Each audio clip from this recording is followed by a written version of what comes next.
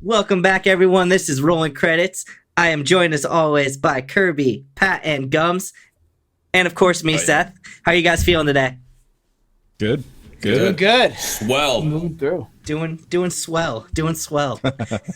So I figured today, obviously, because we're doing a whole thing for Star Wars, and we needed to talk about Doctor Strange. So since all of you guys have finally seen the movie, we can talk about that. So we're gonna do like a split episode where we talk about Star Wars and also Doctor Strange and where we think that universe is gonna go. So, and there's a lot of breaking news the other day on different like Star Wars things and like themes that they're gonna do for the movies.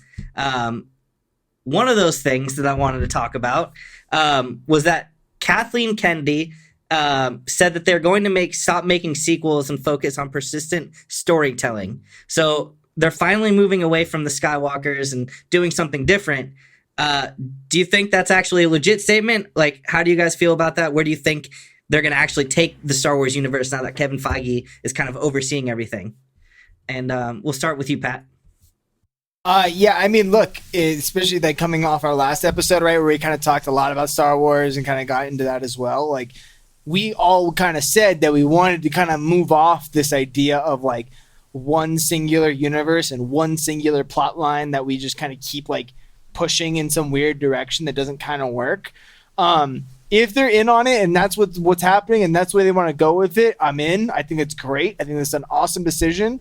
Will say regardless of what they do, one thing that, obviously the newest trilogy really had a problem with, one that we're not, I don't think we're going to see under Kevin Feige at all, based on our track record with Marvel, right, is I do not think we will see continuity errors exist anymore in the Star Wars universe. That is something that they don't fuck with it over there with Kevin Feige and his production team. So that I think is something that is promising, has some good solace in, and I think you just have to hope that they really double down on this statement that they're not, doing the sequel thing, right? Because I feel like they could just do like a half tail off. Like if you really double down and just make your own new storylines and kind of get away from the current universe and just try and progress like this concept of, Star Wars and kind of just do better world building, you can make some crazy good movies. Mm-hmm. Yeah. Do you happen to have that exact quote by chance? That was the quote. That was the exact quote? Is basically that they want to do more persistent storytelling and move away from the Skywalkers.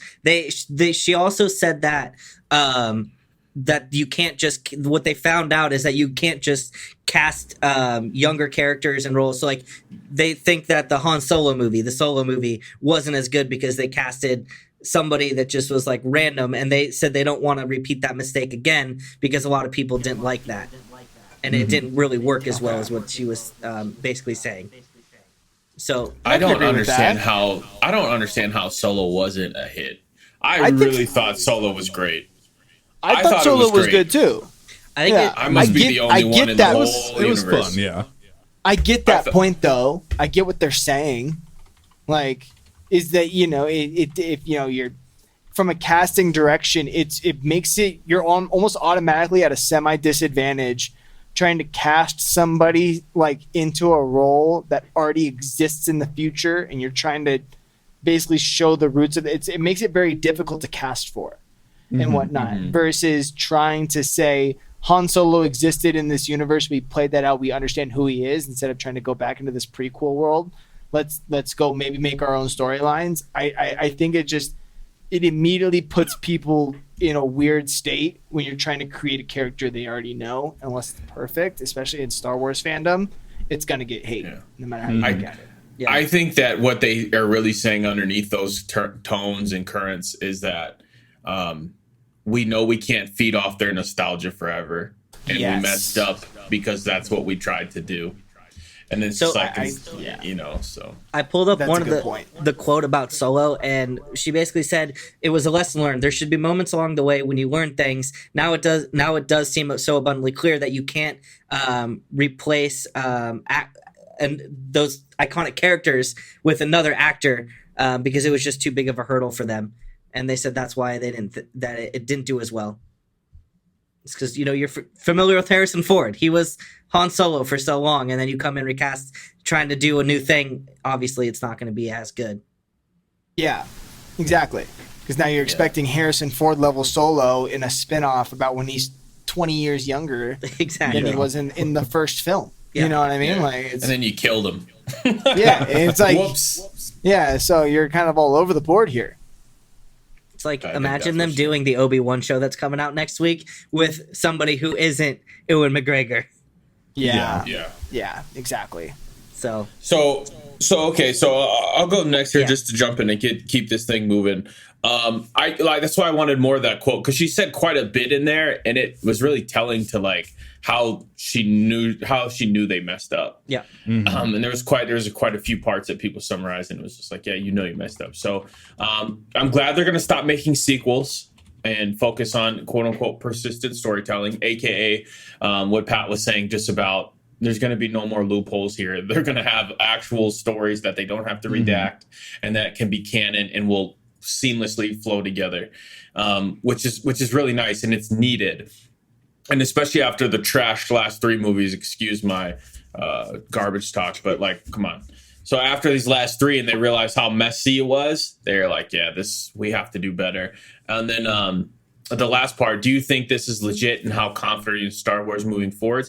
I think it's legit. I think it has to be legit if they want Star Wars to be able to continue as a material for people to put out in media, right? So they have to do this in order for it to continue to make shows and movies. And I think they've got a large slate already, and so they probably have to go remake a few things and fix some stuff, but I think they have to. And then confidence-wise, even though Kevin Feige is overseeing this, I can only be so confident because it's Disney.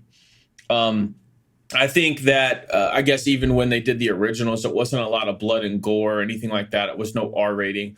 But I think this is a darker story. Like, you're talking about the principles of pure evil versus quote unquote good or whatever they're supposed to be. So I did assume that this was a darker story. So I just don't want to go into this with a lot of fluff. I don't want Star Wars to be very fluffy. It's about mass extinction, fucking icing planets. Like, you read those books and you really think about what's happening in this lore. They built the Death Star to blow up planets. Yeah. It's not supposed to be very fluffy. So I don't know about the confidence side of it. I'm not very confident they're going to put out much good stuff. I think they're going to feed off our nostalgia. I think one of the biggest hits will be Obi-Wan because we get McGregor back.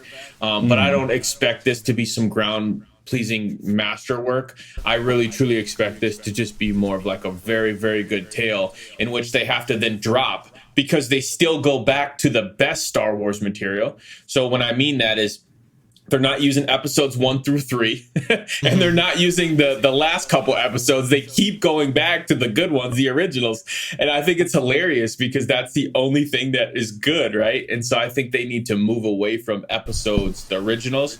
I think they need to move away from episodes 1 through 3, and I think they need to move away from the most recent ones. And then you can talk to me about, oh yeah, we're going to focus on persistent storytelling and not reuse old characters. So I need you to move away from all of those sagas. And that's my final answer. So that'll lead into my next question, actually, because they did talk about a movie that they're going to do, but obviously we still have to go finish this. So Kirby, your thoughts?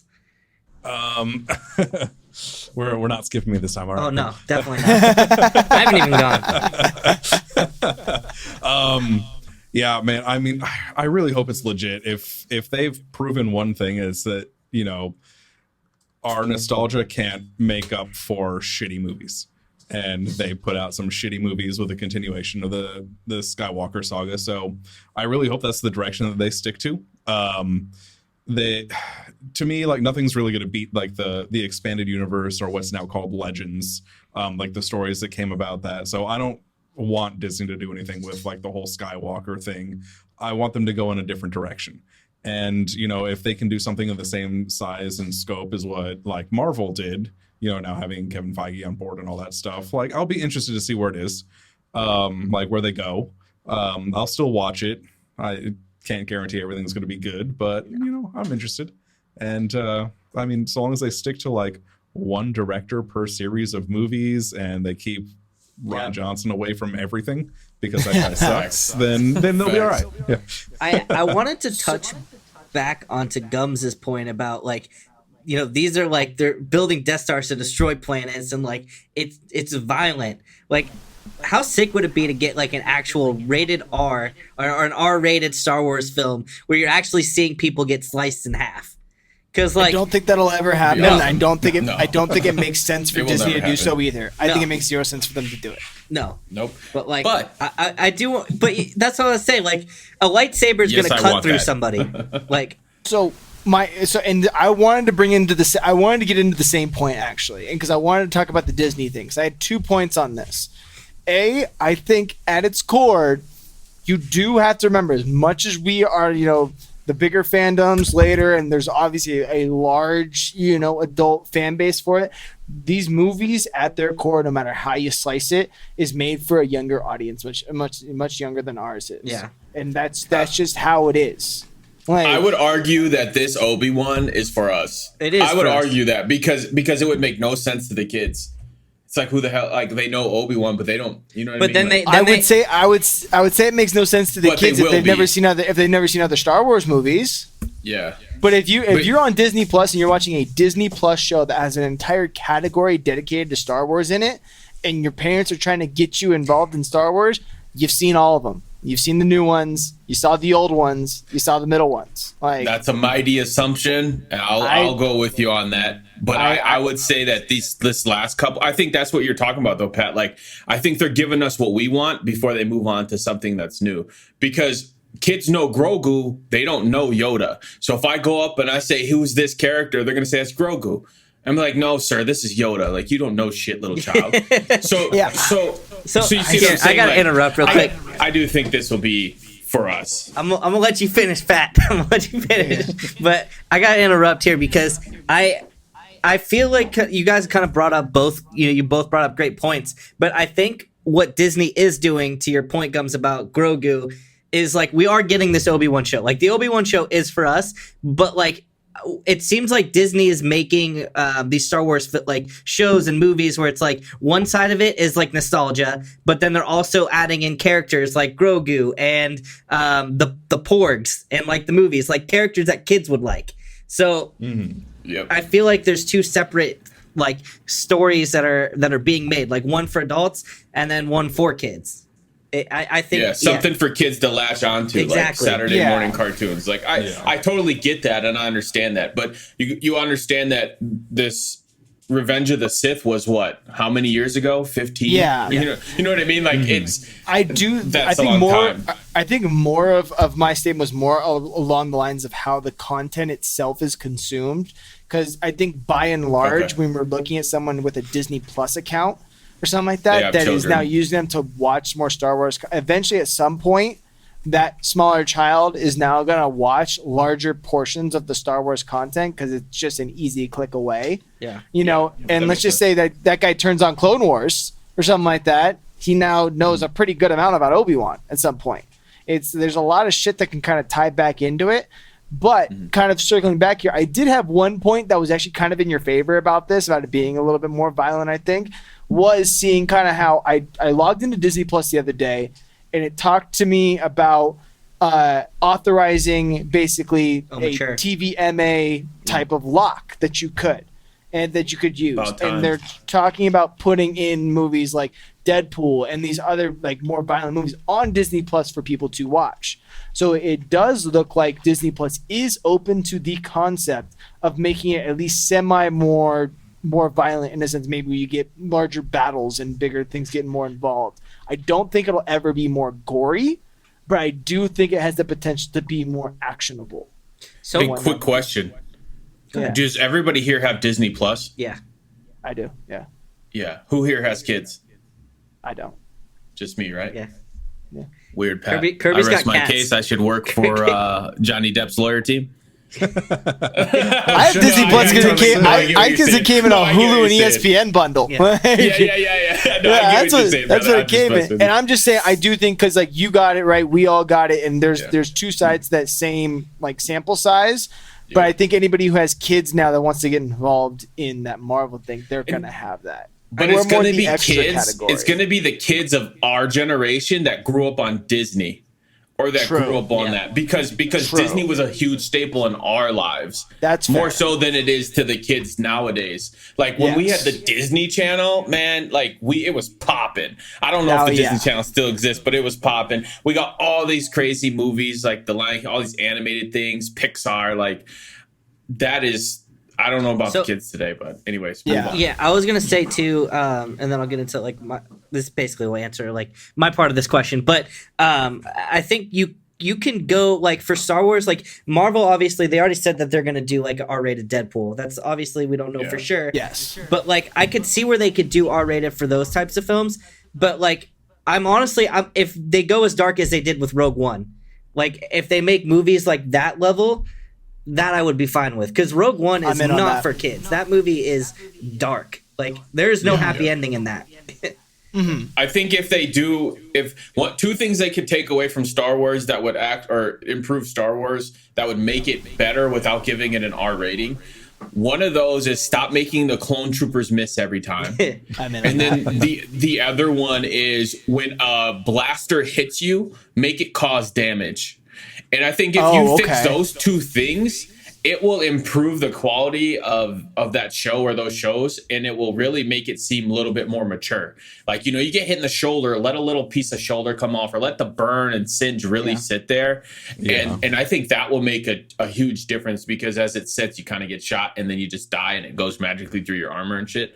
Or just make the armor crack, right? Like make the pieces fly off, right? Make it matter. Make it matter. Because like with the saber, with the sword, it's gonna melt you and burn you before blood can come out. So that makes sense. It's gonna cauterize you. Yeah, it's gonna make sense to cauterize you as it cuts through you.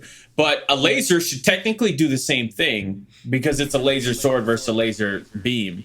And so I'm thinking that if you can just show more of that pussy burn thing, I would be more believable, and you don't have to go too R-rated for that. So that's kind of my 2 cents on how to make it better. I think that's fair. Yeah. I think that's a fair assumption. I think going on to the next question here in a second, I think I'm confident with Kevin Feige as long as he works with Filoni and Favreau and those three are in a room together and not, Kathleen Kennedy, I think we'll be okay. Yeah. Fair. Facts. Since we're on the topic of new Star Wars films, there was an announcement made that we are getting a film from John Watts, who did all of the Spider-Man films, the new ones. John Wick. And basically, it's described as a coming-of-age story in the vein of like classic Amblin films of the 1980s, like think E.T., Gremlins, and The Goonies. Throw it away. And it's supposed to be set during after Return of the Jedi and the fall of the Empire in the same time period as like The Mandalorian. Does that sound like a story that you think would be something you're interested in? And is that kind of more of the direction you were thinking? And I'll start with you, Kirby. Yeah, most definitely. Like I feel like, we've had the prequel trilogy, we had the original trilogy, like all the shows, the games, everything. Like they've kind of taken those time periods and like they've just beaten the dead tauntaun. Like I'm sick of that time period. We don't really have a whole lot like of post Return of the Jedi content other than some shitty sequels. I'm sick of seeing the same time period. So yeah, like I'm definitely, I'm excited about this. Like I really want to see more of, that time frame. And I mean, come on, if it's something like E.T., Gremlins, those movies from our childhood, that's just going to be like icing on the cake right there because those movies are always a lot of fun. And that was a direct quote, by the way. That was like from him saying that. Oh, really? Okay. Yeah. Nice. Yeah. So I don't know. I would just like more of that era, like more content there to absorb. Yeah. What about you, Gums? It's like redacting the last 3 movies, or at least it kind of is, isn't it? Yeah, it is a little bit. It's going to be like filling in the gap in between that, and that's not a large gap either. Like Luke was in his 50s, let's say, when Rey went to find him or something, maybe 60s. Something like that. Yeah. And she's already like 24 or 25, so it's not a huge gap. I think we should throw this shit away. No, I really, I do. The reason I say this is because, like, I'm glad the guy who made those last Spider-Man films fucking crushed it. Yeah. True. I think that he crushed it. But when you start talking about coming of age, like, this movie is going to be building for what Pat said. This is going to be for the kids, right? Because coming to age is going to be from becoming like a teen or adolescent to adulthood, whatever age you might find that at.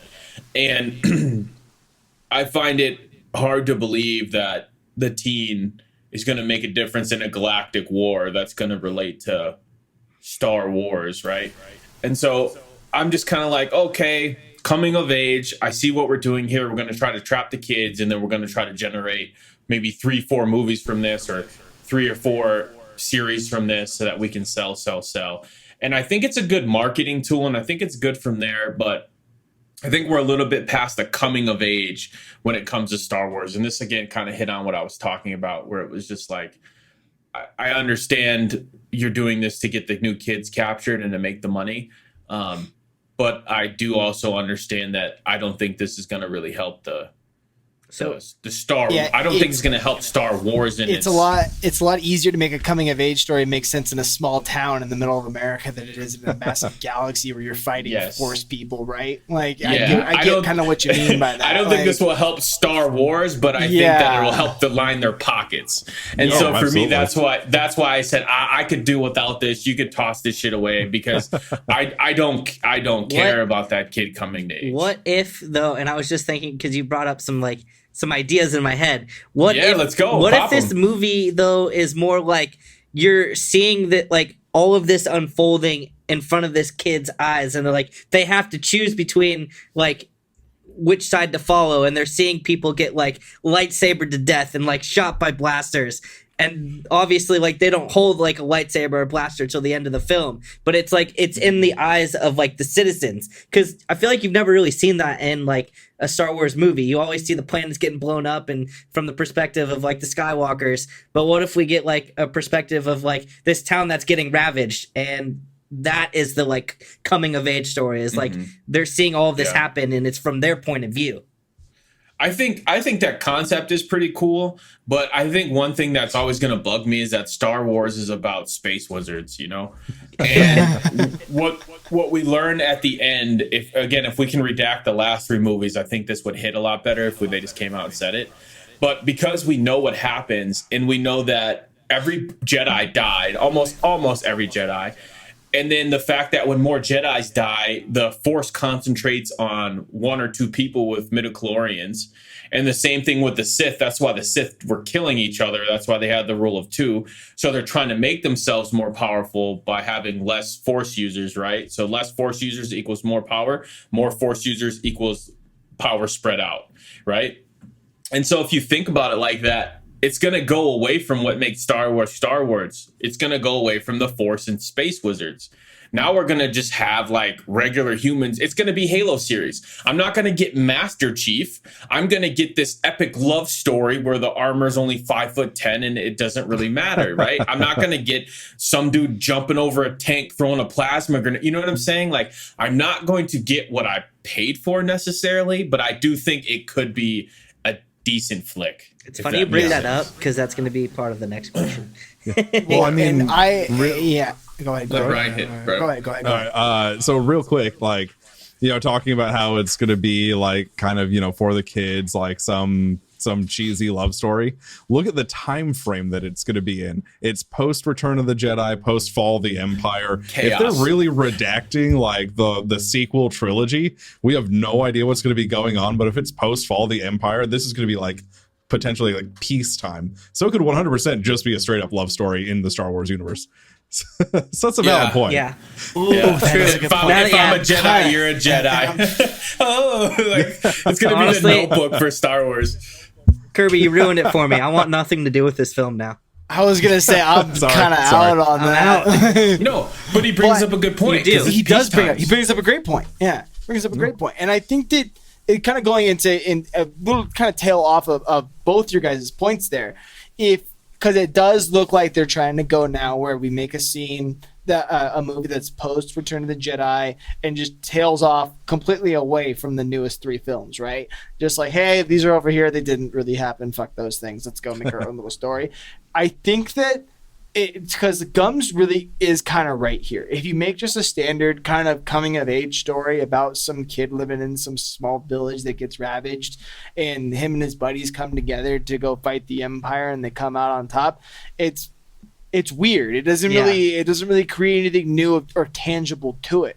I think that based on what we talked about in the first question, if they go in a full different section of this universe just in the same timeline and create their own little world now that exists maybe with other brands of Force users that we're trying to kind of build around and kind of create that type of scene, then we're getting into something kind of interesting, because now you're actually tailing away from this timeline, and that makes sense.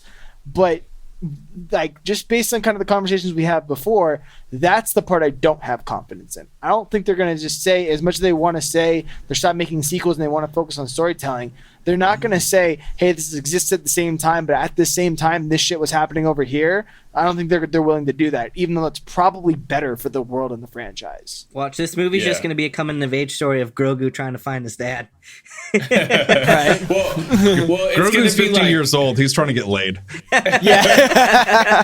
It's going to be super weird, guys, because you got to think, like, if it's more like Rogue One, where somehow at the end it intertwines into like a major plot point that they needed, like, okay, it's coming of age, all this cool stuff, and then you come find out, like, oh, this was General Thrawn. You know what I mean? Like, if that hit you with the twist, then you're like, oh, yeah, okay, I get it. I also don't want these characters to be human. I'd really like them to be aliens. I think that'd be cool to explore. That would be cool. But either they'd either have to be like that, or you'd have to go to when Luke was training his Padawans and just not have Luke in there and just kind of have that coming of age happen when they're finding their abilities and shit, because otherwise I'm not getting Star Wars. If it doesn't tie in to something major in the plot point, or I don't get super powered abilities, then you're doing what they did to Halo, and it just doesn't make sense to even have it. You should just skip it and do something else. So it's a better way to explain it. I think I'm definitely in the camp of, like,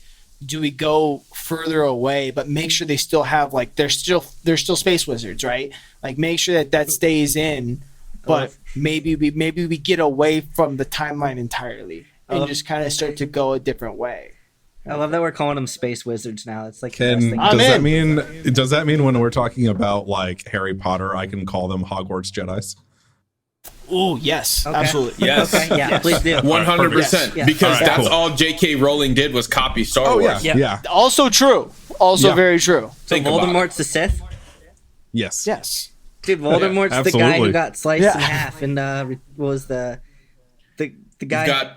I can't. The movie was so bad in The Last Jedi when Adam Driver and Darth. What's it? Snoke. Snoke. Emperor Snoke. They're brothers.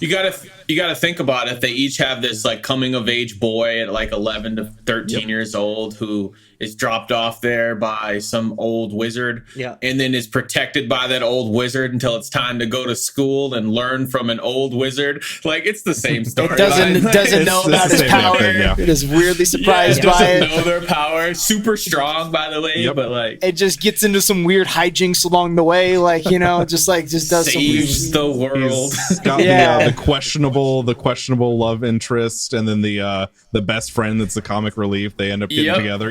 It's Star Wars. Exactly. It's the same fucking story. They're all wearing robes. I mean, same difference. Yo, Kurt, that's brilliant. Brilliant. That's great.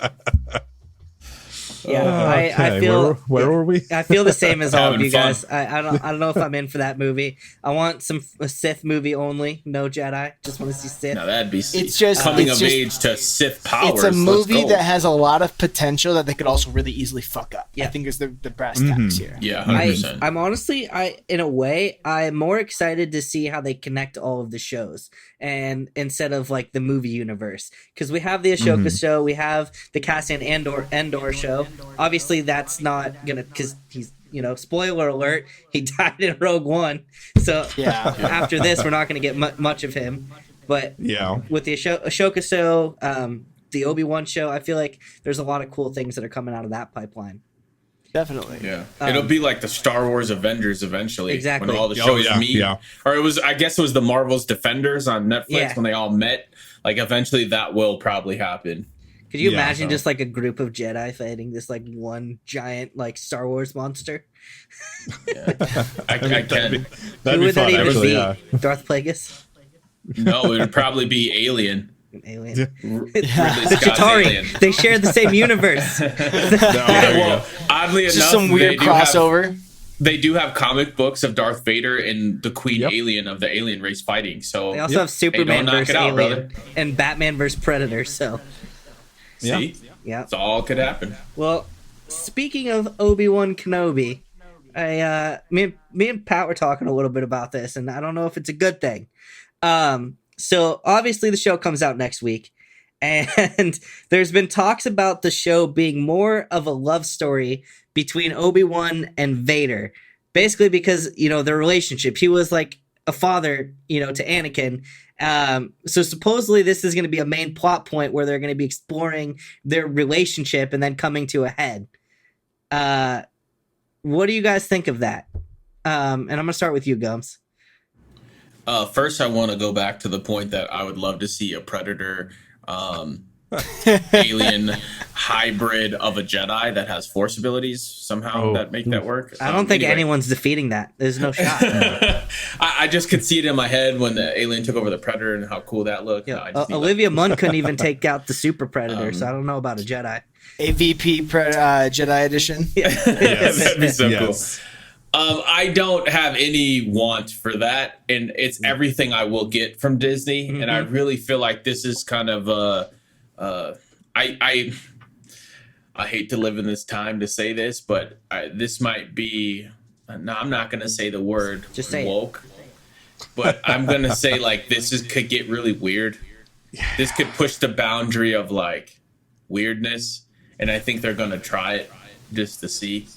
And it's like this weird inclusive thing. And it's not like I don't care. I don't care either way what they do. I just don't want them to wreck the story for it.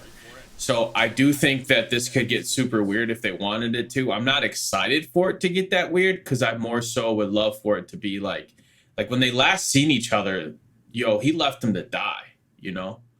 I don't think there's much love left to be had, right?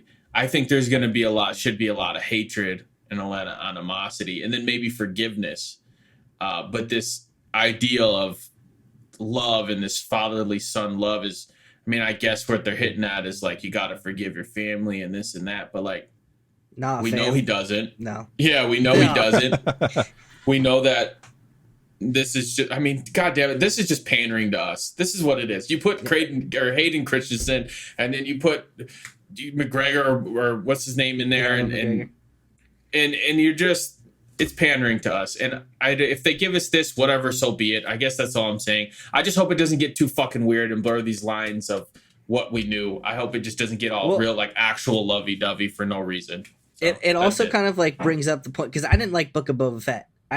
I thought that show wasn't that great until Mando showed up. And it's like, that's where I'm kind of concerned with it, is because they're making these characters like they're changing them soft. Yeah. Soft. Super soft. So that's I don't know. Not Gums, Kirby. I mean, that whole thing sounds like a very Disney thing to do. Yeah. To be perfectly honest. Damn it, and Disney. Gums, to your thing, having it potentially be woke, I just now really want to see either Darth Vader or Obi-Wan be like transgender. It's gonna happen for an episode, just for an episode. You can go ahead and just for cancel one me now. episode and then go back. just one. He just wanted to try it out. It's gonna This is Disney we're talking about. I don't think they would do that. It's a fad. No, they're going to make Vader One like episode. Dumbledore. They're going to redact it and watch. And they're going to do he's it. gay. Well, No, they're gonna do it. Listen. Disney's gonna they're gonna come out later saying that that's what they wanted to do. And then somebody was like, "Oh, we told them they should have added that in," and then they're gonna get a lot of hate for it, and then they'll add it for season 2. Yeah. And again, I want to make this obviously clear. I'm not caring either way. Just don't ruin the story for it. Yeah. Okay. Yeah. Sure. Put it in there in an aggressive manner and fucking go behind it. Don't go half speed on this, please, because you're gonna wreck it. Okay, that's I just all I have. want But Vader, make the timeline make sense. Make it make sense. Yeah. Yep. They can have a love story as long as Vader and Obi-Wan are fighting to the death on a freaking lava pit. Here's what like the real answer is, not like the joke wise ass answer. It actually, like, calling it like, or saying it could be like a love story, or showing like the love story between Obi-Wan and Darth Vader would actually make sense, just coming from, you know, the perspective of like Darth Vader, because throughout, you know, any, you know, maybe not so much the first movie, but as you get into like the lore of Darth Vader and kind of into more of the expanded universe, there's so much like duality there. You know, there's that constant struggle between, you know, staying on the dark side and the light side, and, you know, eventually is turned back in Return of the Jedi and stuff like that. So that that aspect is always there.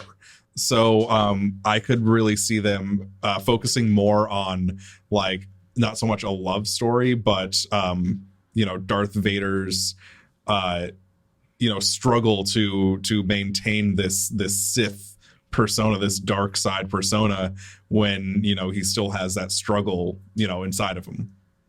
So I could see them going that way. That makes more sense. They should have used passionate instead of love. So Yes. I was And I think just that gonna would've get, been- I was gonna get into the same. That was literally my point right there. I completely agree with Kirby here. I think what's the real weird hang up is just how they worded it. Yeah. It's the way they worded Agreed. it and the way it's verbed out, and you're like, you're trying to talk more. I think you need to lean a little bit more on the father-son relationship concept, because that's what we're looking at here, right? Yeah. Is like the person that literally raised him basically from a child, like to become the Jedi that he was, and fought That he wars with betrayed. him, right? Like, so Yeah. I think that's more of like the concept that we're going into. And I actually really would like to see some way, basically the two storylines basically existing of Ewan McGregor and Obi-Wan on getting that path to Tatooine, and how he's taking care of Luke and understanding how to live in this harsh environment while also just undergoing this massive tragedy that he had in his life, while also getting the perspective of Darth Vader and his constant struggle internally, and how, you know, Palpatine and Darth Sidious and everybody could basically turn him back into a deeper Sith Lord, right? And kind of just trying to explore that concept, and less of like their like personal interaction as father-son type of thing, but more of a how that gets stripped from them. And that's understanding interesting. that, like, This is why we have the podcast, because I love like those kinds of like responses and like getting into it, because that sounds really cool to me, and like exploring that aspect, like, because obviously both of them are going to be dealing with a lot of trauma and like pain, and like seeing that on screen is kind of like a Rogue One. It's like the ultimate sacrifice on how you deal with that like that, doing something like that to somebody. So yes. I'd actually love to see that. I'd actually like to see a couple flashbacks. Because Sure. we didn't get a lot of the Clone Wars, and this would be a perfect time where like how him and Obi-Wan going to fight in the Clone Wars started to change Anakin. So that would have happened right before Revenge of the Sith, and why he started going so evil and kind of had these thoughts. And like we could get a little bit more detail of why he just snapped, because you could clearly tell, like in the movie it portrayed like, oh, he snapped, he was in love, they wouldn't let him love, like he couldn't do what he wanted. But I think that they could really add to it by having these flashbacks of them two fighting and like doing these other things and learning lessons together, and then have them separate as well, like have their separate storylines too, and then to show that how Obi-Wan is a piece of shit, because what happens is he goes and takes Anakin's kid, who Anakin tried to kill, really. Yeah. And then Anakin tried to kill him too. And so he goes and takes his kid and just gives him to his uncle, or Uncle on Owen. his desert planet, doesn't do shit to help raise him, but just watches him. And then, he's got to deal with his own personal shit. And then how badly these fathers are to these kids. Like, if you see this cycle that's happening, it's just like they're not doing anything to raise the kids, and then when they come in, by the time they come in to help raise them, they're already too far gone. Like, does that make sense? Like, that would be fun. Completely. That would be fun to play on about this trauma that they have as fathers, that they keep destroying their sons, and how to stop that. So that would be cool. It just sounds like more of a character study at this point, and like, and I like that, and delving into their minds and how they feel after all of this has happened. Well, and I love that idea of like flashbacks into the Clone Wars as a way for Obi-Wan to like essentially click in his head that like he could have seen all of this coming, and how that affects him mentally, and how that kind of breaks him down and like moves him away from maybe even Luke, because he doesn't want to be associated with the Skywalker, and like really fuck with his head a little bit more, and like really strip him from that relationship with now Vader, right? Yeah. And then just have another millionaire shit, huh? Have like a whole other cutaway to Vader basically losing all of his mind, like in his relationship with Obi-Wan and the light, and have that just like understand that duality and mental health between two people, and like relationships in general, and just dive deep, go neck deep into that. And just see how they each see it from their different angles, and how different that is. And then you could have a long-standing series. We wouldn't get 8 episodes. We'd have 6 seasons. We're going to get more because seasons. we could really dive, you know what I mean? So I completely agree. Honestly, I'm getting more and more hyped. I was already hyped for the show, but like if they could like follow like what we're talking about, it would make it so much better. They already said it's going to be dark. Like, this isn't a happy time. Yeah. So, which that I'm into. Love that. Same. Yeah. It's funny going back to the topic about the movie about the 1980s, the E.T. Gremlins. It sounds like it's just going to be about a kid whose father leaves them, and that's the coming of age story. Talk about a different fucking movie. My dad left when I was a kid. Yeah, I had to put food up on the table. That's why Ash Ketchum doesn't have a dad. Otherwise, he would have never been a Pokemon master, brother. Exactly. Yeah, I think there is a lot of potential here. I'm really excited to see this show, man. Yes. They dropped 2 of them next Friday. Nice. So, I'm in. Yeah, I'm in. We should stream them. I'm just saying right now. Down. Yeah, we'll watch party. Yeah, we'll watch party. I'm super down. What day is that? I think it's either comes out Thursday or Friday. I think it's the weekend you're in town here. I think it's Memorial Day weekend. Oh, yeah, it is. Might have to do with a little delay on that. I'll be up. Peace Spice, we're coming over for some. We're gonna black out of the blackjack table and go watch Obi-Wan just absolutely twist it out of our minds. There you go. That's amazing. So before moving on here, I want to preface: if you have not seen Doctor Strange yet, either skip this or come back later, because there are spoilers. Because we're finally talking about the Multiverse of Madness. So let's go. Yeah. So again, if you guys have not seen this movie, stop now, come back later, and hope you enjoyed the podcast so far. So, Doctor Strange was freaking sick. What did you guys think of that movie? And I'm gonna start with Pat, because he looks like he's just ready to go. I loved it. I loved the movie. And we kind of talked about this a little bit after we all wound up seeing it. As much as I knew this movie was going to be crazy, and we had talked about theories beforehand, and like some were kind of right, but even the theories we were correct about, the way they did it was nowhere near what I expected them to do with it. And I thought that was great. And I thought it was really good. I thought it was a darker take on this concept, and I thought that they went that direction. It worked really well. And I hope they do more of it. I couldn't rave enough about the movie. That was awesome. Yeah. Kirby? Yeah, I loved it. The introduction of America Chavez just opens up so many doors or portals or whatever we're going to call portals. them. Multiverses. Star portals. Yeah. What a pun. Bump. But I mean, that right there, it could be the key to bringing in John McClane. Fantastic Four. It's gonna bring in John McClane. We get.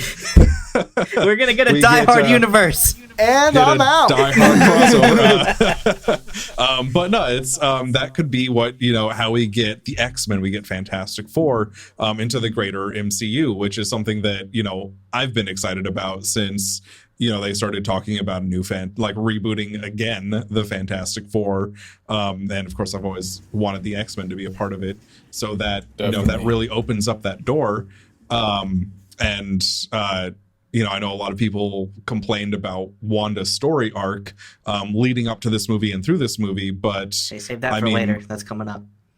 Yeah, I won't touch on that too much, but I mean, it makes sense for the character. We're hitting so all the arcs. That's all I'm going to say on that one for right now. But it just makes sense. But yeah, the movie, like the story was interesting. Like they had a lot of really cool like cameos and stuff like that.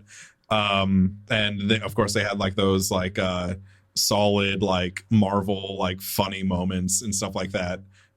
So yeah, no, I thoroughly enjoyed it. It's a solid 7 out of 10 Seths. I like that.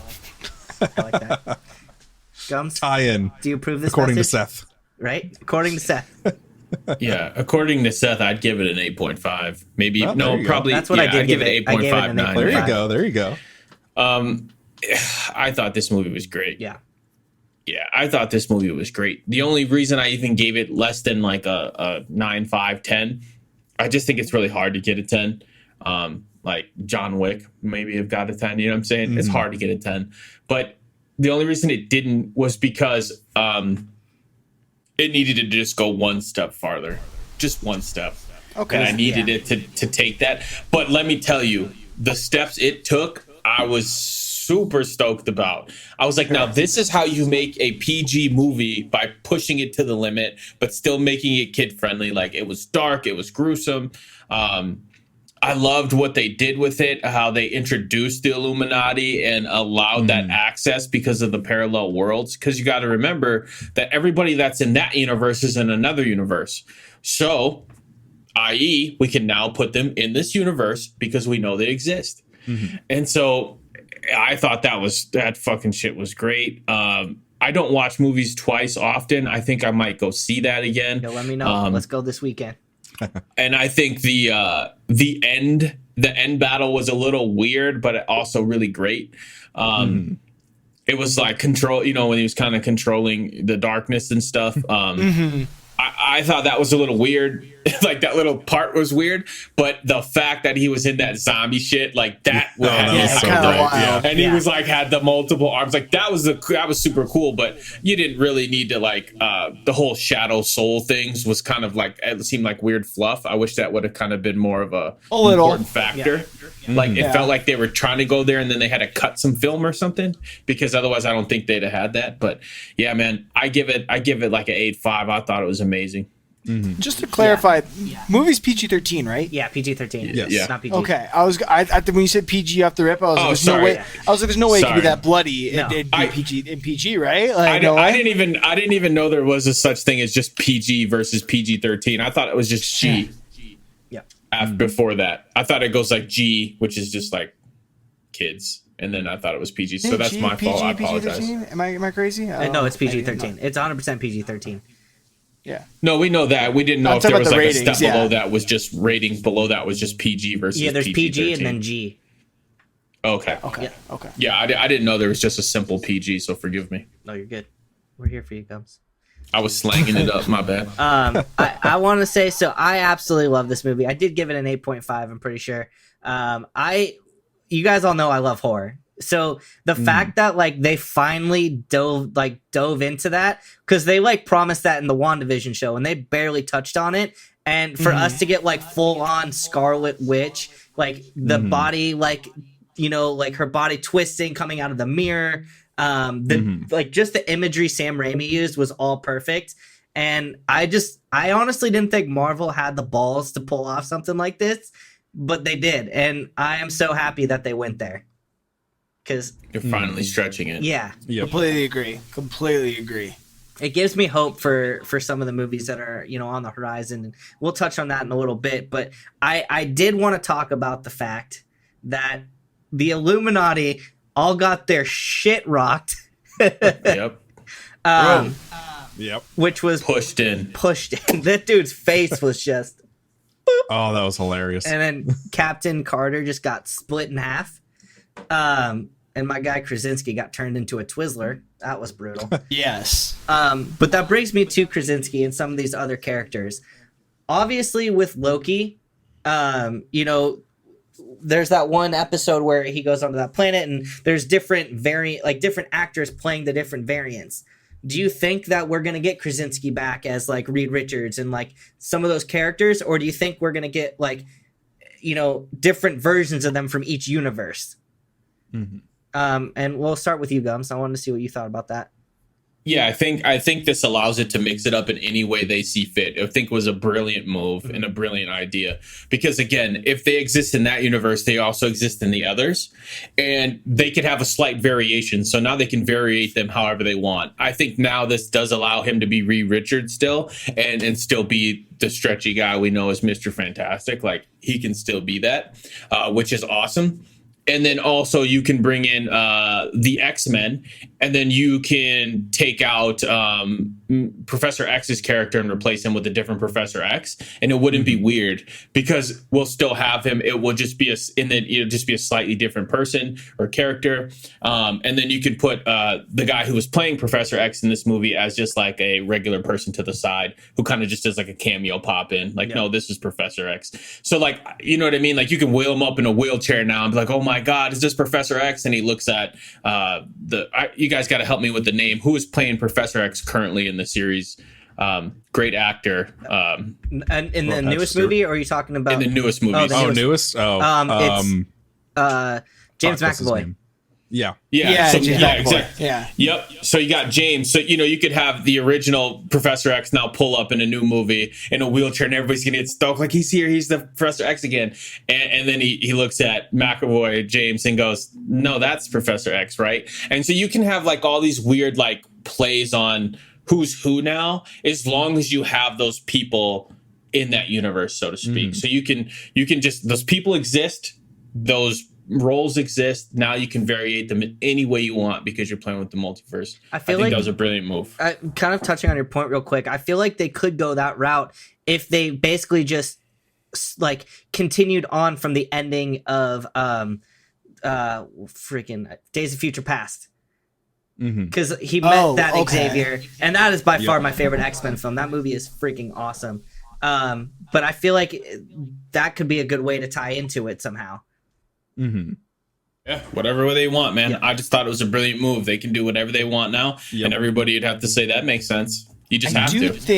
I think my kind of take on this though is more because when we had first talked about Doctor Strange in an earlier episode, we talked about this scene in particular, predicting this scene, and we talked a lot about fan service.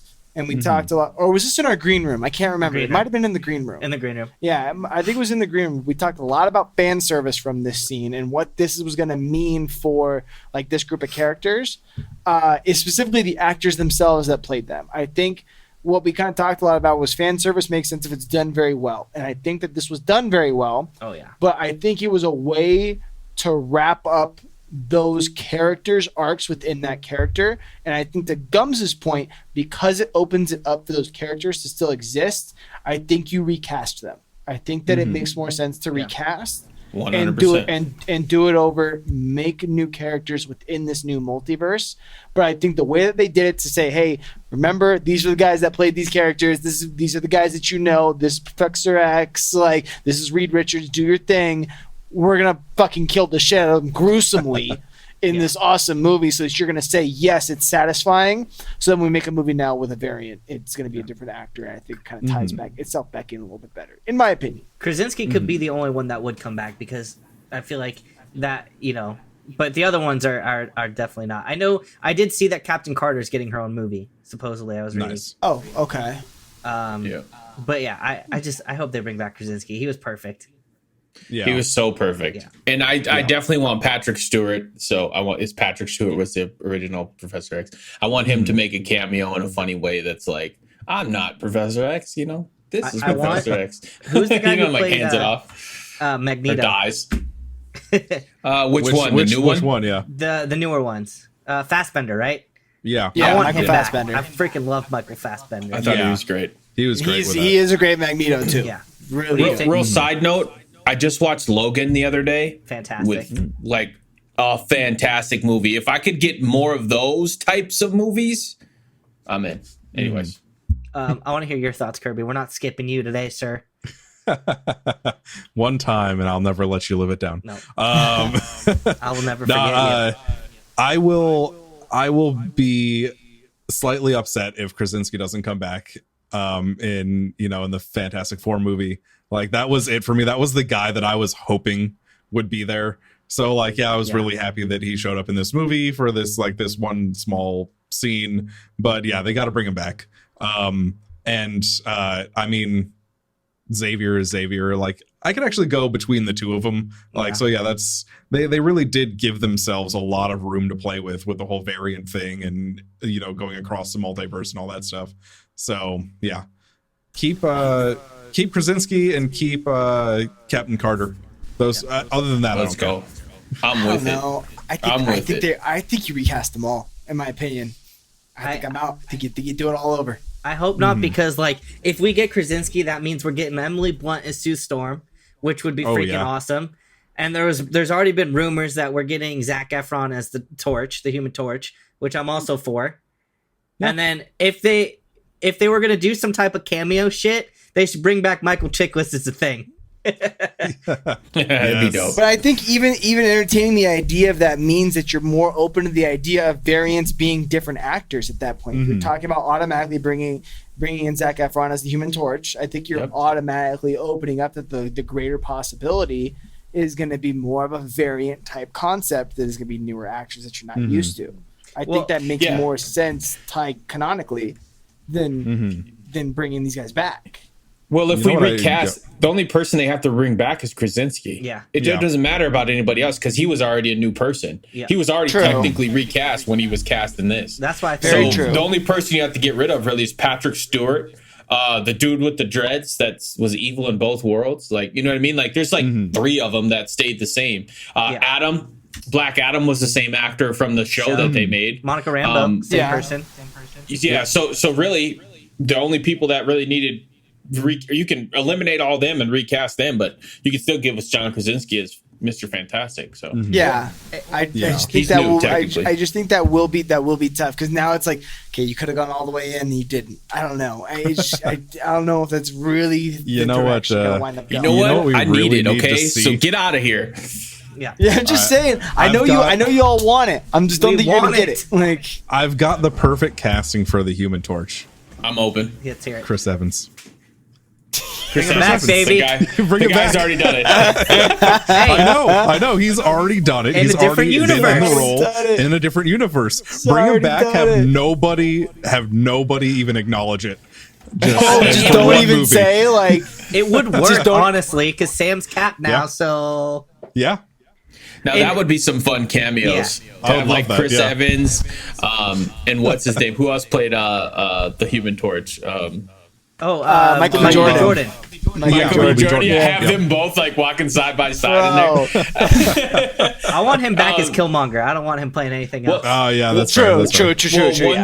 One thing that we have to remember is that the Fantastic Four and the Hulk have a really good relationship. They're seen crossover so many times when the Thing and the Hulk fight. So with the addition of the She-Hulk, let's cross our fingers that maybe we get a couple Fantastic Four sneak peek preview clips. So I just wanted to throw that out there. So I think we're going to get more Daredevil in that show because it's called Attorney at Law.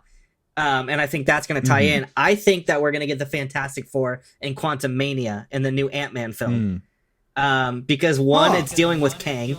And two, now that they know that this character exists, like he's going to be traveling through the multiverse, I believe, or the quantum realm, and maybe he finds a Reed Richards. So I think it's more likely that he's going to show up for that film and set that up. At the Fantastic Four movie, setting that up, I would say. And there was something I was going to say. Oh, so it sounds like that what the direction they're heading is the like Secret War storyline. So like we could potentially have different characters in like a Avengers type film. Like you have a Krasinski playing Reed, and then you have somebody else playing Reed as well, because they're basically pulling from just multiple universes. So I mean, maybe we get like just different versions of everybody. True. Possibly. I know one thing is once you add the Fantastic Four, it opens it up to leave Earth, and there's like galactic threats such as Galactus. You know, you can bring in the Silver Surfer, so you can bring in these instead of world destroyers, these galaxy destroyers. You know, you can bring in these larger than life people or things that they have to fight or creatures, and then those team ups would be pretty fucking epic because you're gonna need to fight them. Weren't they saying that Galactus was kind of like the next one coming? I was just gonna say, yeah. That and he's technically an Eternal, right? Or he's not a an Celestial. Eternal. He's a Celestial. Yeah. Which they've been talking about all Marvel build-up is these Celestials running around, and they said that was him destroying the planet that one time, and so this could be good. I could see Silver Surfer being in the Fantastic Four movie because I feel like if they're gonna go up against Galactus, Silver Surfer has to be a part of that. It's somewhere, right? Yeah. Eventually he will. But I would much rather there be a different Herald to start. Because we've got that already. We already kind of got that linear. Oh, Fantastic Four. Up, Silver Surfer. Up.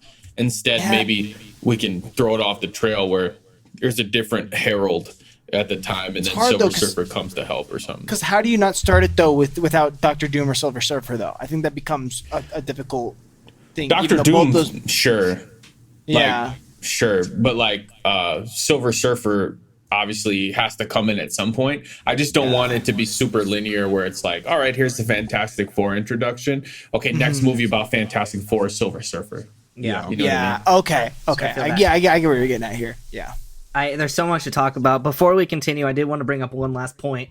Talking about the different versions. I could see them bringing back Wanda in the X-Men movie. I was going to bring that up. I think that if they could bring her back as a mutant this time, which I think she's always been a mutant, by the way. I don't think she was born in a lab, and I think that's going to get explored later on. She didn't die. There's no way. Just throwing that out there. Yeah, we talked about this the other day, kind of figuring out, diving into that. I was kind of like, is there anything we know maybe about like a contract extension or anything? Well, with she that did sign on. character? Yeah, she signed on for more films. Yeah, which that's what I was asking about. So I was like, if we know that she's got to do at least 2 more movies, right, or something like that. Like, so she's got to be at least around or some shit. Like, and Agatha's getting her own show. So, Nice. You know, something they've never done yet, which I really want them to do, is create a new villain. Create a new one. I really want them to uncannily create a new villain. That'd be cool. But there's so many to choose from. That's a bold choice. Yeah. It's a bold choice. It's a bold move. Because you're not saying like choosing from like other. You're saying just literally not a rogue gallery out of thin air. Just doesn't exist. Yeah, make a new villain. That would totally. I mean, still have the rogue gallery for sure, but then also throw in a new, better, more improved villain that fits what you're trying to do. Because when these things were made and these villains were created, some of them are super damn corny, and I don't have any faith that they'd ever really beat. They'd really beat anybody. You know what I mean? Yeah. So it's like you can't have the Riddler. I mean, Riddler and Batman, but I mean, let's be real. Cop, go beat his ass, put him in prison. He shouldn't be able to break out. Yeah, he just tells riddles, fam. Also, anyway, before moving on, one last point. Reed Richards is really the smartest man in the universe because I don't know if you guys realized the Ultron bots worked, and he was the only person to get them to work. Yep. Oh, yeah, that's a good point, actually. Yep. Yeah. So he's super fucking smart. Yeah, I am stoked to see him come into the universe. Okay, going back to Kirby's point that he wanted to make. A lot of people were really upset with Wanda Story Arc. I don't know why, but people were like visibly upset. And it was part of the reason they didn't like the film. So I wanted to kind of get your thoughts on her arc and see what you guys thought about all of that. And I'm going to start with you, Pat. Yeah, I don't fully understand the hate on her arc. I understand not liking WandaVision maybe as a show. I don't think it necessarily performed a lot of the way that we wanted to. But I actually thought the movie really kind of wrapped it all together and kind of made the show make a little more sense, for starters. Yeah. And I think that you saw Wanda go on some crazy shit. That arc was one of the things what I mentioned earlier. It wasn't what I was expecting. I didn't expect them to go all in on Wanda being the villain like 5 minutes into the film. I didn't expect that to be the case. Yeah. I thought it was going to be more some kind of team up and then something was going to happen that flips her and then that was going to be the conversation like later on down the line. I didn't expect it to go full board 5 minutes in, and I thought it was great. I don't fully understand the hate on it because I thought that, you know, going deep into the idea of she's now the Scarlet Witch, not Wanda, was a really cool concept. It made it a different character in and of itself that you wanted, that you actually needed to hate, that you 100%. Knew about. You knew this person, and now she's the person you're fighting against. It made that a very interesting story arc. So, I don't know. I thought it was weird. I didn't think that people were going to hate on that. That wasn't what I expected to hate on. Yeah. Kirby? Yeah, no, exactly. Like, I don't when I was seeing like people were upset about it, I didn't really get it, because the movie really did, tie up the entire show, like the WandaVision show, very well. It was just the culmination of everything that came before it. And if you're, at all familiar with like the Scarlet Witch character, like there's been a villain. Like that's not a surprise. Yeah, It's not new. Like, She murdered all the X-Men. exactly. Like you can't really be surprised about that. So I don't know. I thought it was really well done, and it actually made me appreciate WandaVision more, because the whole story arc there, from the beginning of the show to the end of the movie, is a really cool arc. It was a really cool story. And I don't know. I don't think she's dead. I don't either. There was no body, so no body should believe. It's not Gamora. But yeah. Wow. Too soon? Yeah. Soon. Ouch. But yeah, no, that's my piece. Guns.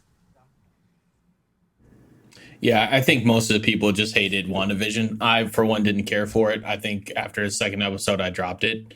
I think it just made her seem too it made it seem too comedy. It's more like a weird comedy. It should have went darker, more horror. Kind of like you hit on earlier, Seth, was like, I was expecting horror. Like they definitely should have done horror in there. Yeah. Everything that ended with her should have ended in pure, utter like horror and like Chaos. should have got weird, quick and chaos. Yeah. And instead it like some of the full episodes were kind of lighthearted and funny, and it was just kind of like, okay. I think that is where they lost a lot of people, because they didn't understand what was happening. They were just like, okay, you got this show.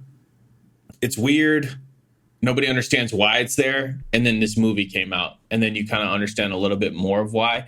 But maybe if they would have shortened those episodes down or just made it more horror based, you wouldn't have had such a backlash. So, yeah. I mean, that's my opinion on it. I hope she signs on for a few more. I think she's become a great villain. I didn't expect her to be what I wanted out of a villain in the Marvel universe, but it's like, yeah, she was busting heads and she wasn't getting put down. You know how when you fight, when they usually have these fights and the heroes always start getting beat on and then they eventually lose. With Wanda, it was like she actually got some dubs by killing a few. Yeah. You know what I mean? And I was like, I needed to see that, because no, good doesn't always triumph over evil. Otherwise, there wouldn't be evil, you know? Mm-hmm. So that was nice. I think you're dead on, though, in the sense that, like, I don't think that anybody here would necessarily disagree. The show wasn't necessarily what I think we expected it to be. And I think you're right, and that's why people hated on it. But I think that's just very short-sighted, right? Because I think that the movie in and of itself is the tie-in that you all needed, that everybody needed. This was the culmination that made, like to Kirby's point, that made the show better in and of itself. Mm-hmm. The show, as it stands, just wasn't as good as, say, Loki was. Loki was a better show, and the way, especially when those came out, and it was like WandaVision, Captain America, or Winter Soldier, and Falcon, or whatever, and then and Loki. Loki clearly reigned as the best of the three. Yeah. But like, I don't think you can complain about Wanda Story Arc when it wrapped up so nicely, and everything made sense as it came down to the end. I don't know, my 2 cents. I agree, and I think too, people were going into this movie expecting every single cameo ever made. Because it had multiverse in the title, and after Spider-Man. This was very much a arc for both Wanda and Doctor Strange. Both of them completed some arcs. I mean, obviously Doctor Strange moved on from Rachel McAdams' character, and you have Wanda. And I think the thing too is people were upset is like at the end of WandaVision, obviously, it seems like she's come to terms with losing her kids and Vision. But, like, you have to remember, she literally just lost her kids and the love of her life twice. Not once, twice. So, like, what person is going to be okay after that? Like, that's all a facade. Like, she was 100% always going to turn evil and just murder people. Yeah. One big thing I think we're leaving out, and I had to look this up to verify, but WandaVision came out 2021 January with 9 episodes? Yeah. Something like that. The original release date for Doctor Strange in the Multiverse of Madness was May 7th, 2021. So this would have made a lot more sense if it would have hit back to back like it was supposed to. Yeah, but because of COVID and that gap, and all, or whatever they did, and they put that gap in there, people turn sour. So I want to repeat this: timing is everything. If this would have hit the way it was supposed to hit, backlash would have been minimal. If not, holy shit, thank you for giving it to me that way. But because they pushed it back so far over a year, it died off for a lot of people. Listen, we got a musical. That's a huge point. Huge. That's a fucking massive point, actually. Yeah. I love Shout the out movie. to Brian Kirby for always believing in me and my detective skills. I like it. We got a musical note fight in the movie. I'm fine with it. You know what? All the haters can go great. away. That was That great. was fire, and I don't know why it was even in there. I don't know why it was either. Yeah. Because why not? But it worked. I don't know why it worked, but it worked. It really shouldn't have. Yeah, no, that movie was great. Now I want to see like musical characters, like Sonic characters. That would have been cool. So, yeah, we all can agree. Wanda's arc was great. Next topic. They visited a lot of worlds. Is there one that you would like to see explored more? And I'll start with myself first real quick. I'm going Savage Land because I want to see more dinosaurs and I want to see Wolverine just fighting a T-Rex. Okay. And I'm gonna go Kirby next because he looks like he's ready. Oh yeah. So the world that they ended up in that was like half destroyed, like I forgot what the term they called it was, like incursion. The incursion. I want to see how that happened. Like I want to kind of take a step back and see that process because that would be really cool to see. That would be really cool. Yeah. That's where I want to go with it's that. Coming. Pat. So do we get to pick any worlds? Do we get to pick like any worlds or just the ones we've seen in that movie? Anyone. Oh, okay. Yeah, I was gonna say the same thing. I want to dive deeper into worlds that have gone through incursions, and more specifically, I kind of want to explore the idea, even just because in the movie, right, the world that had the incursion had their variant of Doctor Strange, who's all fucking evil and twisted, right? I want to dive into worlds that have survivors of an incursion and see how messy that gets. Yeah. And just get weird and twisted, like the way that we got it in Doctor Strange, the multiplied by 10, and just like keep going down that rabbit hole and see where that takes you. Absolutely. I mean, we're going down that path. At the end of the movie, Doctor Strange goes into the portal with Clea to go look into a incursion. So I think we'll see it soon. Gums. Oh yeah. What are you picking? Yeah. From that movie, I don't care about any of those worlds. I mean, they were just you don't like the paint world. They were just like glimpses, you know. Yeah. I really didn't care here, there or there. But I would like to see maybe bring back Cable or bring back or Bishop maybe. Bishop. I think that would be a fucking sweet one. So like maybe we get some Bishop in there. So Earth 1191, 4935. Those two would be dope. Those are those worlds where those guys reside. And then obviously it would bring us back into the what is it, Earth 616. So that's what I'd like to see. I don't care about no fucking incursions. They already died. Everything's smashed together. Shit's fucked. Yeah. Whatever. I'm that guy. So obviously we're heading to a Secret Wars. I kind of already, touched on that. We're going to get incursions. We're going to get all these characters.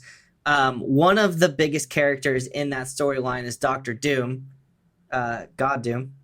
And I wanted to ask you guys, when do you think he's going to show up? Do you think he's going to be in the Fantastic Four movie?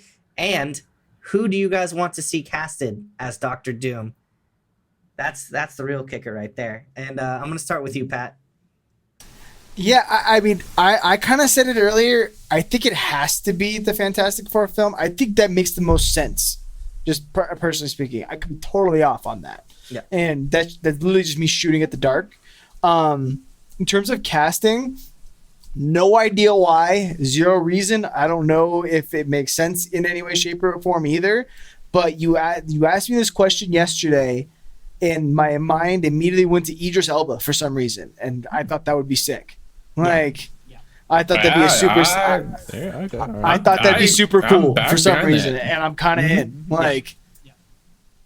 I'm in. Kirby for it. When he'll show up, I kind of hope he's not like the main villain for the first Fantastic Four movie. I kind of want to see like almost a Thanos type reveal where it's like post credit, here's the person that was pulling the strings, like with Avengers and all that stuff, and then have him kind of like play a little bit more of a role as like the story arcs kind of progress a little bit.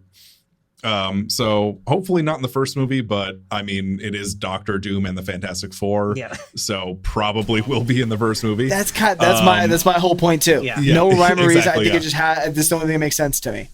But as for cast, as with Pat, I'm not sure why this popped into my head, but Cillian Murphy or Timothy Olyphant. That'd be sick. Yeah. Yeah. I'm in on Cillian Murphy, mainly because I love Peaky Blinders and no other reason. But I think one of those two, they've got the chops to play a good bad guy. They've done it before, so I'd like to see one of those two. I agree. Gums? I think this is a good question. I don't think Doom needs to be in the first Fantastic Four movie. I think he's too strong of a character. That's where I leave that, because I think he's so strong and he needs to be built up in a way where it's like, this dude's oppressively strong. Not only is he a genius, but his powers are really great too.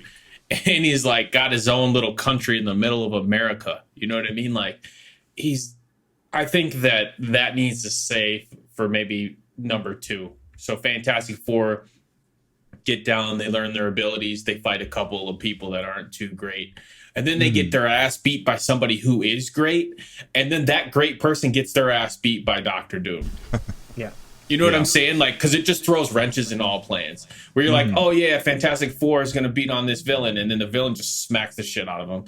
And then Doctor Doom comes by, because he's kind of Doctor Doom is a weird character. He's not anti-hero. He's not good, but he's not bad. He's just what he needs to be in the time that he needs to be it. That's and very so true. that's not exactly anti-hero. So like then he comes by and they're like, we need, Fantastic Four need help. And Doctor Doom just comes by and just fucking obliterates whoever that was.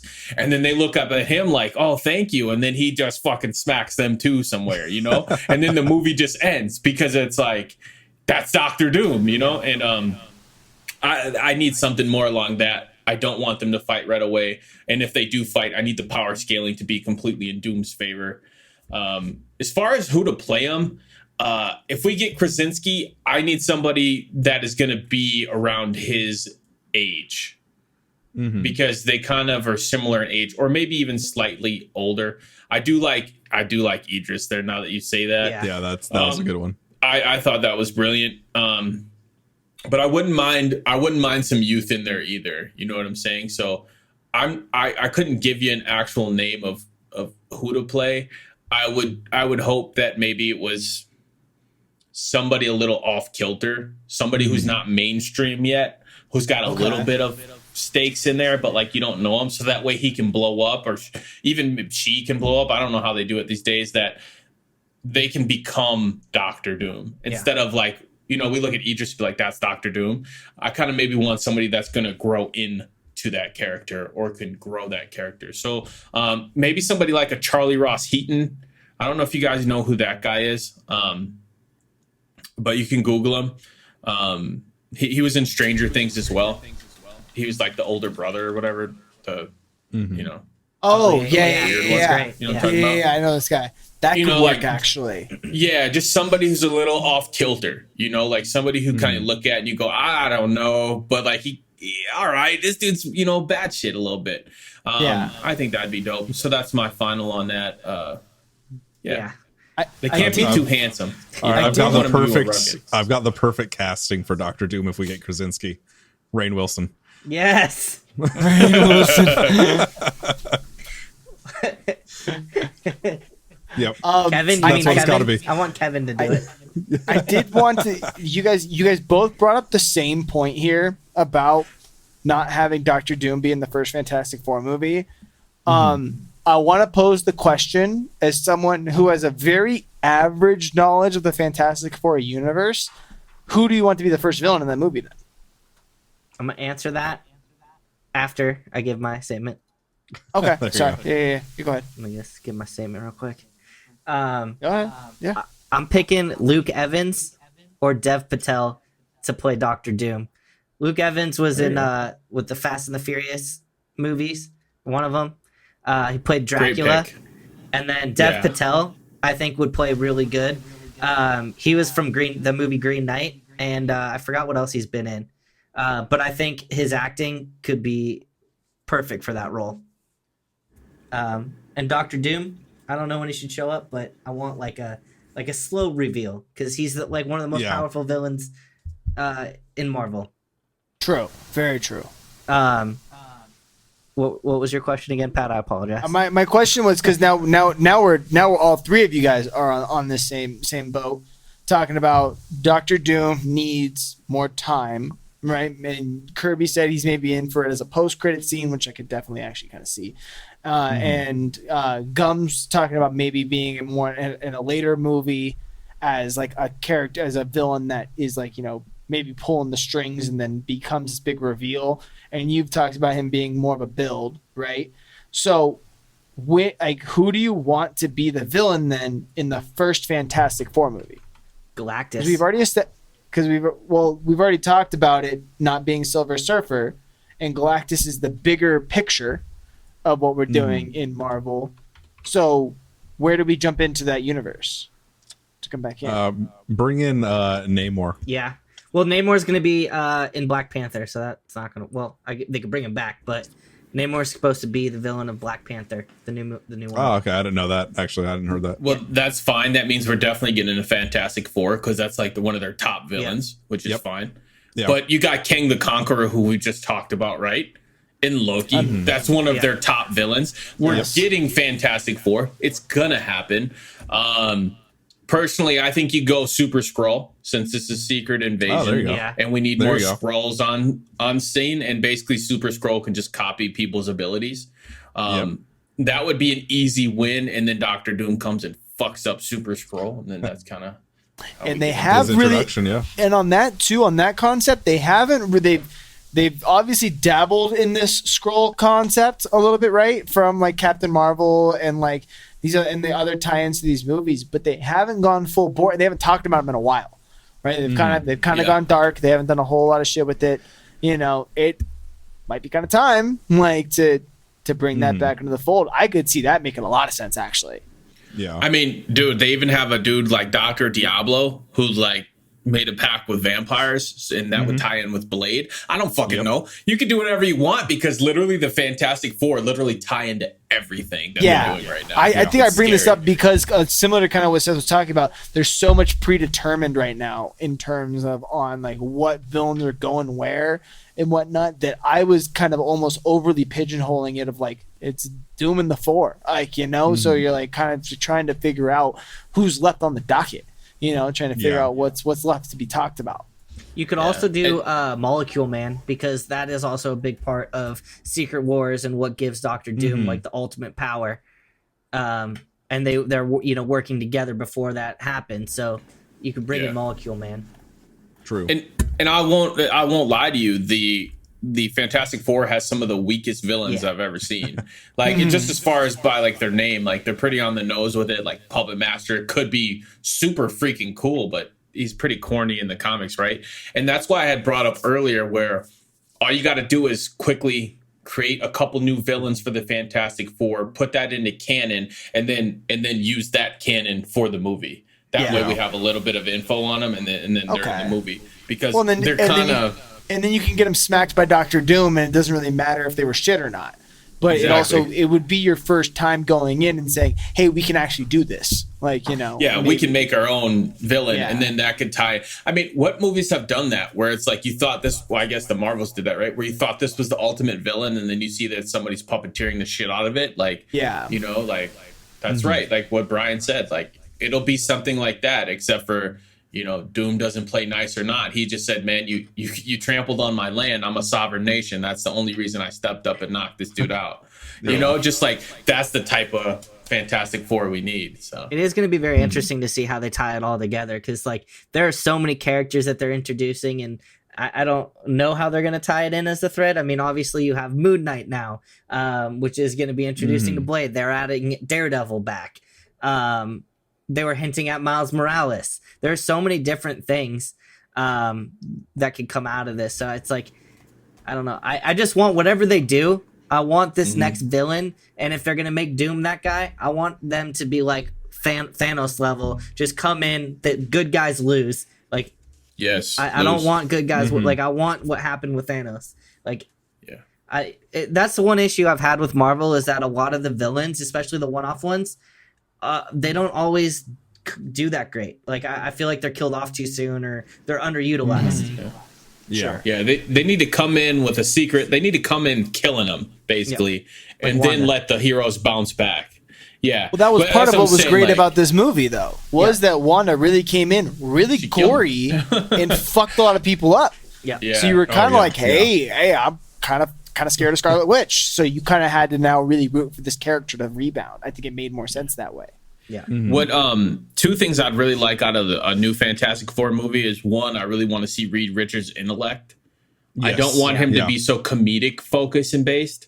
I want him to be like very intellectual and smart, and I want to see like all the cool stuff that he makes and does. We really need that character now that Tony Stark is gone. So that's a hole that needs to be filled. I mean, I know they tried to kind of play up like, oh, Spider-Man is going to be that or Hulk. that character, but I don't see that being a long-term deal. So they need I want him to the be Reed Richards character. Yeah.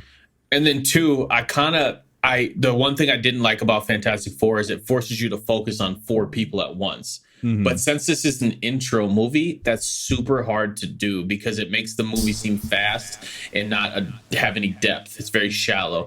So I'd like for something to happen possibly that kind of maybe messes up the other, at least 1 or 2 of the Fantastic Four, that keeps him on the sideline, in cryo or something for the movie, and then at the end they step out and they're okay. And then we can focus on maybe 1 or 2 of them to really get into what they are as characters.